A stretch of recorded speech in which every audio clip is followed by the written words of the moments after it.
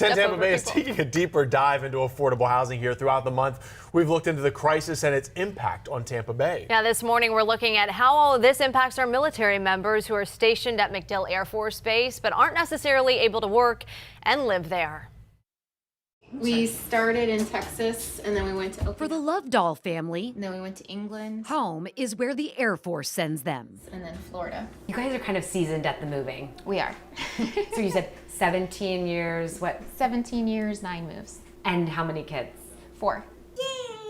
With 4 kids spanning kindergarten to high school, they aren't always guaranteed military housing. It varies if you're living on base or off base. What's kind of the major deciding factor for you guys? The major factor is, one, if they have a house big enough for us. On MacDill Air Force Base, there are 572 homes owned and operated by a private housing company. They pretty much told us, like, yeah, you'll probably leave here before you get offered a house. That depends on factors like the size of the house you need, a service member's rank. When there are more families than homes, there's a wait list, anywhere from 30 days to 24 months. So we bought, and we bought far out because there was nothing, like we can't afford $1 million home in Tampa. When families either choose to or have to live off base as they wait for housing, the government provides BAH, Basic Allowance for Housing. The amount depends on factors like rank, number of dependents, and zip code. Housing allowance is $27.95, I think. Army spouse Jesse Britt says they prefer to live off base, but ended up priced out in Tampa. It was $800 they were raising the rent each month. So what'd you do?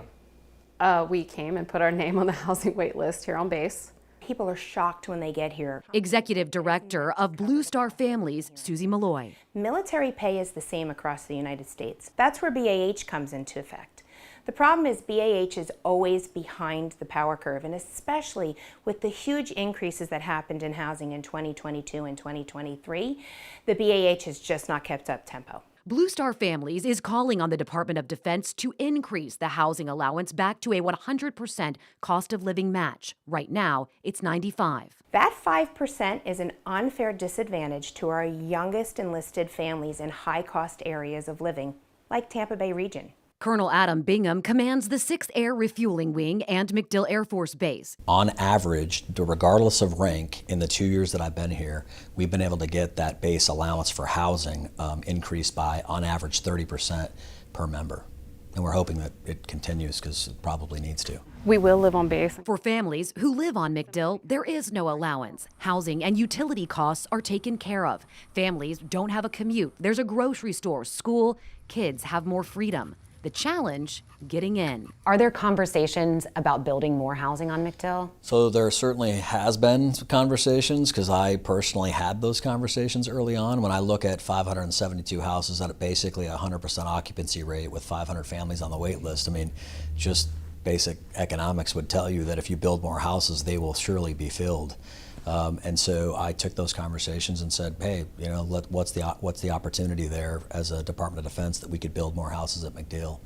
You know, everything is a trade-off, and it's about priorities, and it's about, you know, what can we do?